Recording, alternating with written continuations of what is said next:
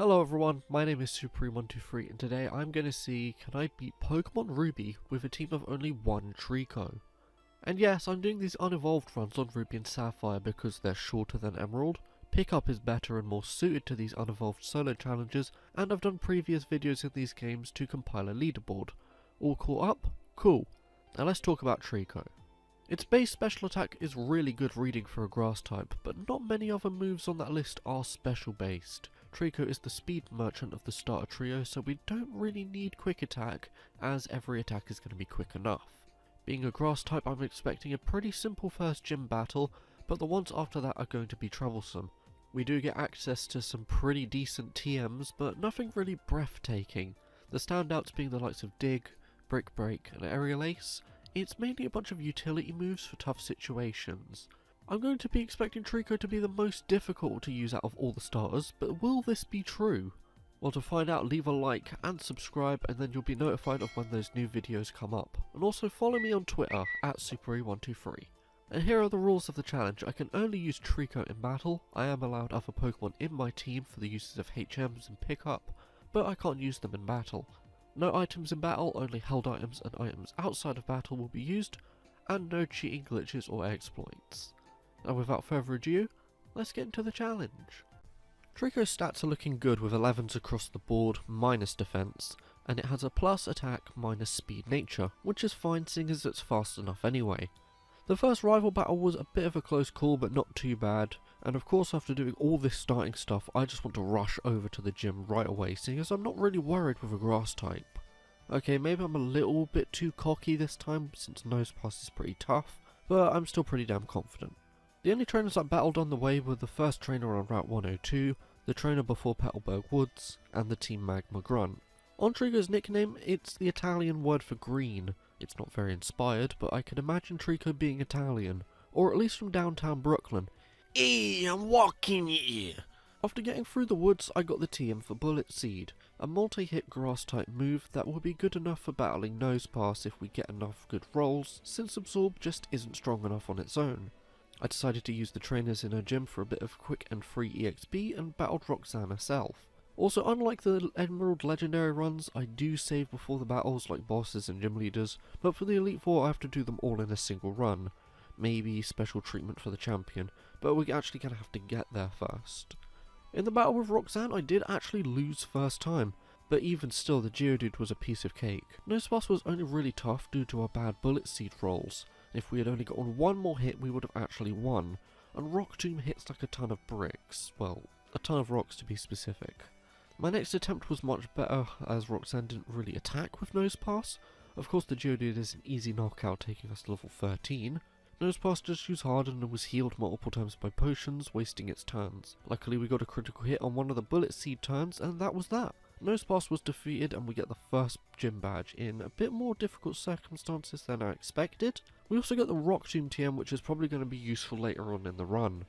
After the gym it was story time, where we saved Pico from Team Magma, got the Pokénav, whilst catching a Zigzagoon and getting the HM for Cut on the way, and this was helpful as it allowed me to go to this secret area of Petalburg Woods to get the Miracle Seed, an item that raises the power of grass type moves. Treecko also learned Pursuit in this time, which is good for type coverage, but despite the coverage there are many troublesome battles ahead. The first of which being the Team Magma battles in the museum, as their Numal have Ember, which is super effective, and if you have no type coverage then the Zubat can also be tricky too. I did lose this battle more times than I'd like to admit and only one due to a lucky critical hit. I didn't really think I'd be struggling against the grunts. Next up I tried the Brawly battle and this didn't go too smoothly either. Despite me teaching Treecko Screech to lower their defences by 2 stages, the boosts from Bulk Up were too much for us to deal with, so I decided to have the bright idea to battle the rival instead. Her Wailmer just likes to use Splash and isn't too much trouble to deal with being a water type, and then Combusken comes out and can either use Ember or Peck for some massive damage.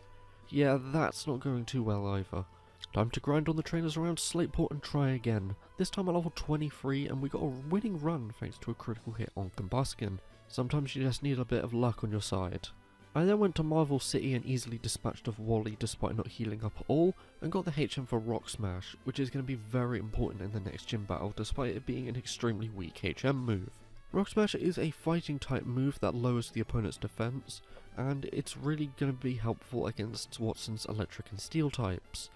Rock Smash coupled with Screech will lower their defences even more, but sadly our defence is so bad ourselves that we won't get much time to set those up, so of course I had to grind up more, and even at level 30 and learning Mega Train, we still don't have enough in the tank to take down Watson, especially when we get paralysed and the Voltorb just explodes. I eventually gave up and went to fight Brawly, seeing as we are 10 levels higher with a strong move in Mega Drain. This really trivialised the whole battle and got us the second gym badge, and now there's no place to hide as we have to beat Watson to continue. I still had to do a bit more grinding on the wild Pokemon nearby and got Treecko to the dizzy heights of level 35, and even then, this win against Watson was many failed attempts away. He leads with Magnemite and we start with a critical hit Rock Smash lowering Magnemite's defense, and then heal our paralysis with a Cherry Berry. Watson heals with a Super Potion, but we get another critical hit Rock Smash to take out the Magnemite. Voltorb was out next and I tried a quick attack that wasn't too good at all, as it hits a weak Spark that luckily doesn't paralyze, but we heal that immediately with a Mega Drain and now have to fight the Magneton. Starting with a Rock Smash for a decent bit of damage and a defense drop as Magneton uses the first turn to Thunder Wave just to annoy me. Magneton outspeeds and uses a fixed 20 damage Sonic Boom. Our Rock Smash is a critical hit, but it doesn't knock it out, leaving it slightly in the red.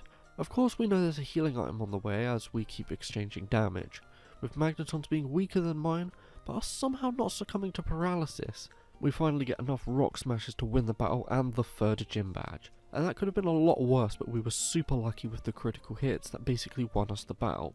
I honestly think we have to be around level 40 to properly win that battle without crits, and if you think that gym was bad, just wait because we've got the fire gym up next. I had to battle basically every trainer on the quest to the 4th gym since it's going to be a nightmare. While passing through Falaba Town I got the TM for Dig in the Digging Maniac's house, and this move is going to be my only saving grace for the gym battle. But even before that gym I've been hyping up, we have a just as hard battle against Team Magma boss Maxi. I could get through the Mighty Enna just about with Rock Smash despite its intimidating sand attacks. Mega Drain does a decent amount of damage to the Camerupt when I can get to it, and the Golbat was basically death. I tried to just attack with Quick Attack, I tried that in combo with Screech, but nothing, so I taught Treecko Rock Tomb over Quick Attack, and that worked wonders against the Golbat, making it a 2-shot. I was going to teach Treecko Dig for the gym, but I decided to stay with Rock Tomb as we're going to need it for the 6th gym anyway. Now I have to fight the Fire Gym, and yep, I'm not looking forward to this. Even before the battle I know that Overheat is basically instant death. I don't want to teach Double Team however, and this battle did take me quite a few tries, but not as many as I initially thought despite it being really difficult. This battle wasn't going to be won at the level I went in at, being level 41, the Slugmas would always be left on red HP and the Torkoal was... yeah, no. I went to the battle again after grinding up to level 45, and after a few more tries, her first Slugma was a one-shot with Rock Tomb, as was her second one after we missed and it used a light screen. Now for the real fun, the Torkoal. A great first turn lets us hit a Rock Tomb as it misses an Overheat. Another Rock Tomb takes it to the red as it uses Flail for whatever reason. The levels of Gen 3 AI are confusing to me. Torkoal is Hyper Potioned as we get in another 2 Rock Tombs, one being a critical hit, and that takes out the Torkoal. And again, much like the Watson battle, I feel like we would either have to level up more, teach Treecko Dig, or both. But that doesn't matter as the biggest challenge of this run is out of the way. After the hell that was the 4th gym, we now have to fight the equivalent of legendary Pokemon in the 5th gym. To prepare for this, I went to Falaba Town and gave the move 2 to a heart scale so that I could give Treecko the move Detect over Screech, to try and give me a protection turn in the upcoming battle. I only battled half of the trainers in the gym as I felt confident enough for the gym leader, and normally being so cocky hinders me and makes me look like a fool in front of all of you, but this time I was right to be so smug. He leads with a Slacking as we start off by hitting a Rock Smash, sadly not getting the defense drop as Slacking uses a strong Facade. Slacking loafs around on the next turn and is hit with another Rock Smash which is lowering its defense. I took this turn to heal with Mega Drain to get back as much HP as possible for the upcoming Vigoroth, as a Facade takes us down to 21 HP. After taking out the Slacking and getting as much HP as we can, we hit level 46 and learnt Giga Drain, which is a vast upgrade in the Absorb family. Think of this as the final form of the move. The Vigoroth doesn't have the loafing turn like its other evolved forms, meaning it's arguably a lot scarier to face off with, but with the power of Giga Drain we don't let it stop us, and it's a pretty standard 2-shot leading to Norman's final slacking. I decided to detect on its attacking turn to scout out what it will use, and it charges up a focus punch. Of course it fails due to us protecting, and on its loafing turn we decide to lower its defense with Rock Smash while it tightens up another focus punch on the next turn, but then making it fail with a Giga Drain. It doesn't seem like it wants to use any other attacks, so I keep pummeling it away, and shockingly, on only my first try, I got the victory. That's got to be kind of embarrassing on Norman's end. I mean, even with a grass type, we didn't beat the first gym right away. Yeah, that's really embarrassing for him. I don't mind how easy that gym was. We've got bigger fish to fry, or birds to throw rocks at. Before the 4-tree gym, I decided to test out what our hidden power type would be on the Kecleon, and we got Ice type. Now that's what we love to see. I didn't even reset to get beneficial stats or whatever in these runs. This was just sheer luck. And now we have something absolutely perfect for Winona's Altaria, and also something to destroy Drake in the Elite Four. But overall, I think getting Hidden Power Fire would have been more helpful in the short term, as Winona has a Skarmory that resists basically all our moves and is very strong in defense. Now for the battle against Winona, and of course this will be tough with the type disadvantage, but will it be as tough as Watson or Flannery? Well, it did take a few tries and rare candying to level 50, but here is the winning run. She leads off with a Swellow, which isn't too bad. We hit a Hidden Power Ice for a swift one-shot. Pelipper is out next, and since it's part of Water type, it will resist the Ice type Hidden Power, so I use Giga Drain instead, taking it to just above the red HP zone. It uses Aerial Ace on us, and then is healed up with a Hyper Potion. Another 2 Giga Drains take us back to full HP, and takes it out. Now for the Skarmory, and this is what caused me all the issues in my previous attempts. It resists every move we have to throw at it, so we just have to keep trying. Hidden Power is our best option, as it likes to lower our accuracy with Sand Attack, and despite being hit by a strong Aerial Ace, we don't get affected by the accuracy drop and hit Skarmory for a further 2 times to get the knockout. Finally, she has an Altaria, a Flying Dragon type, and I'm sure you can guess how this goes with Hidden Power Ice. Yep, the simplest end to what was a pretty annoying battle. Our team wasn't hard on paper thanks to the Hidden Power typing, it was just the Skarmory that sucked. But now we've got the TM for Aerial Ace and can move onwards. Team Magma were beaten at the hideout and didn't pose too much of a threat to me with all our type coverage, and make their getaway in the submarine like some sort of underwater GTA. But because Pokemon that live in the water can't dive unless specifically told to, I have to go and fight the 7th gym. Of course, seeing this as a double battle, I caught the Magikarp, which took me far too long to fish up. And what can I say about this Tate and Liza battle? Well, not a whole lot to be honest. We have a strong grass type move and a type advantage over rock. My plan was to focus on the Lunatone first so that I started to get in some chip damage with Hidden Power, and then knocked it out with Giga Drain. Solrock hit a pretty weak flamethrower that was immediately cancelled out by Giga Drain, taking it to 1 HP. Solrock was healed up next turn and just did a Giga Drain again, this time getting a crit, and that was it. I know they say 2 is better than 1, but in this case, can you really say that? After our water type Pokemon get the ability to swim underwater, we now have to fight Team Magma leader Maxie in the Sleafall Cavern. This did take me quite a few tries, but we did beat him in the end, and after awakening Groudon we went to Sootopolis to beat it up. Sadly, no epic cutscene like an Emerald. Aww. I did end up beating the Groudon in the end due to my reluctance to heal. It did take me a few tries though. And now for the final gym of the game, and it's a water type gym. Perfect for a grass type. But I did still battle all the trainers in the gym for a bit of easy EXP. But despite the type advantage, this did take a few tries due to bad luck with confusion from the love disc. Pretty fitting how the heart annoyed me so close after Valentine's Day. It only got the chance to do that because I didn't want to waste my Giga Drains on it when I know some stuff later down the line like Milotic will take multiple Giga Drains to knock out. He leads with that prior mentioned Love Disc, as I lead with a weak Rock Tomb before Love Disc uses Attract and confuses Treecko with a further Water Pulse. This is why it was so annoying to deal with if you give it the chance, and as you can see I eventually got annoyed and did use a Giga Drain on it, and I felt exactly like that episode of SpongeBob where Patrick gets really angry at the guy in the heart suit. I defy you, Heartman!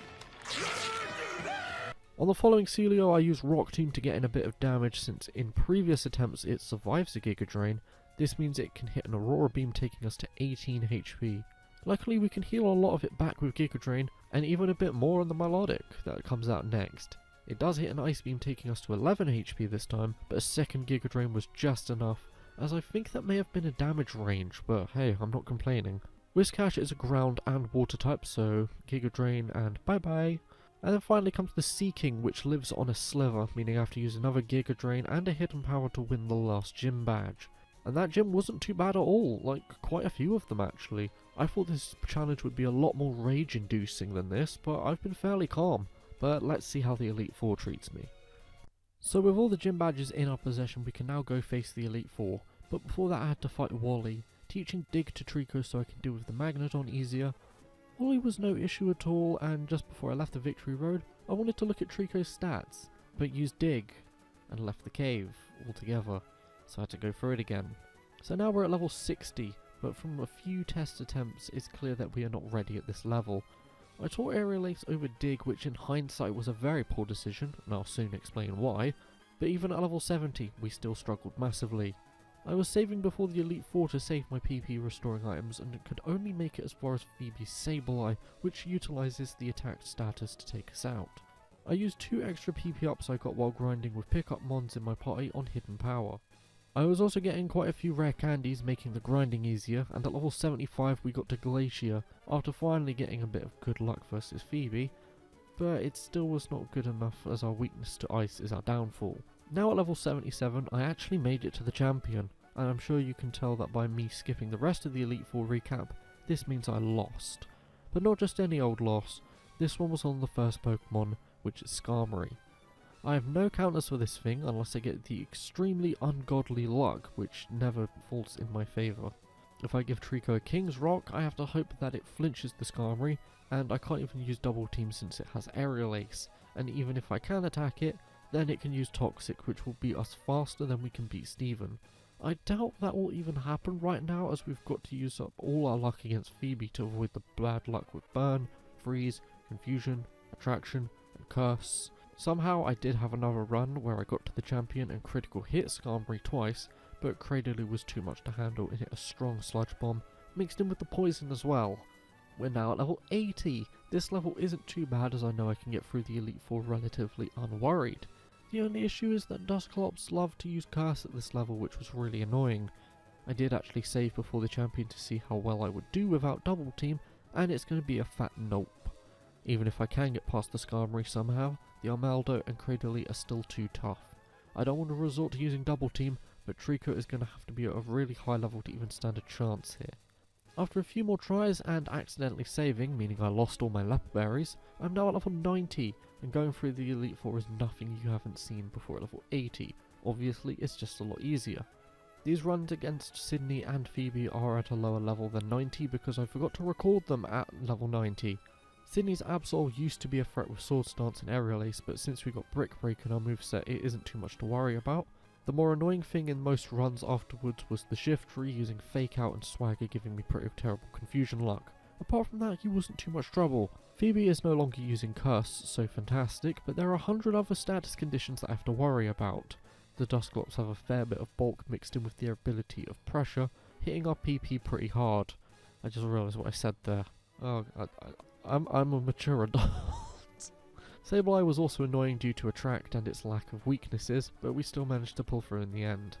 In Glacier's battle, where we have some footage at level 90, and Brick Break was the vibe here, as it was one-shotting everything, except the Walrein, who's pretty thick, but it can't even knock us out with a Blizzard. Seriously man, you can't knock out a grass type with Blizzard? Really? And finally it's Drake. If you've watched any of my other runs where I use Ice Beam, Hidden Power Ice is exactly the same. And also, spoilers for the Torchic run, we don't have an Ice type move at all, so you're actually going to have to look at me struggle against Drake for once. Before the champion I gave Treecko the Miracle Seed, since Giga Drain will be helpful in healing us, and is probably the best chance we have of survival. And at level 91, let's get into a champion battle. Skarmory is out first as I go for a Hidden Power as it misses the first turn Toxic, which is a perfect start. I then use Brick Break to keep it out of healing range, and it uses a useless Spikes, soon fainting after another Hidden Power. Very solid start, but how will the Cradily be? Well, it was much of the same. Really good luck. We used Hidden Power to take it to half, and despite it confusing us, we break through and hit it again, and knock it out in only 2 Hidden Powers. When Armaldo came out, we snapped out of confusion right away and hit a Brick Break.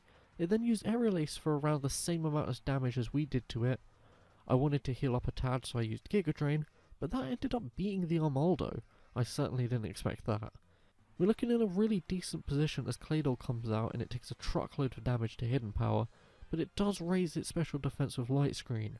Luckily enough, Brick Break destroys screen-based moves, and despite leaving it in the red, we will knock it out after Steven's full restore usage, only taking 1 Giga Drain to beat, taking us back to full health and level 92. He then sends out his ace Metagross earlier than expected. I tested the waters with a Giga Drain, which does very little as it luckily misses a Meteor Mash. It was good to have that free damage turn as I then test out Hidden Power, which is even worse.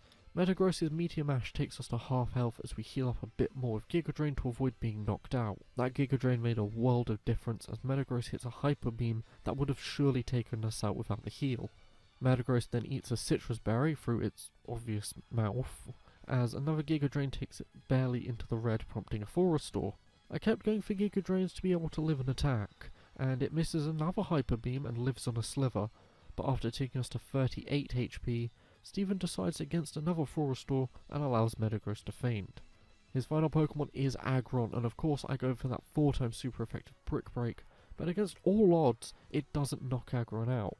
This could be the end if it hits us with anything other than a not very effective Earthquake, which it did end up using.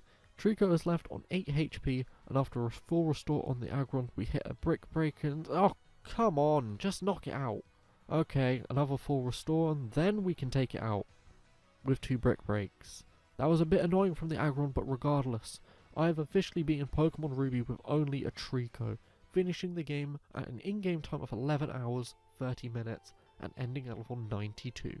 Honestly, this could have gone a lot smoother should I have planned better with the moves I was using and swapping out. I was very silly with the moves I was getting rid of, like Dig when I needed it more for the champion, or removing Leer at the start for Bullet Seed, when that could have been quite useful against Brawley and Watson. But then again, I don't really plan these runs very much. I just say, I'm going to do a solo run with this, and just see what happens. And because I'm quite a busy person, I don't really have time to fully strategize an entire game. I just go with the flow. Treecko wasn't a particularly difficult Pokemon to use, it's just that most of the game is actually against it, especially in the middle section with Fire-type trainers, Fire-type gym leaders, and the Flying Gym. Luckily it does get quite a few coverage moves, sadly they just aren't very good. And it utilised them pretty well, like Rock Smash and Rock Tomb. Those aren't moves you'd normally use in a playthrough, but they did the job here. I hope you did enjoy that video, and my next video is going to be of course the Torchic run, as we're going through the Hoenn starters. If you did enjoy this video or are looking forward to the Torchic solo run, leave a like and subscribe. My name has been Super123, and I will see you all in the next video.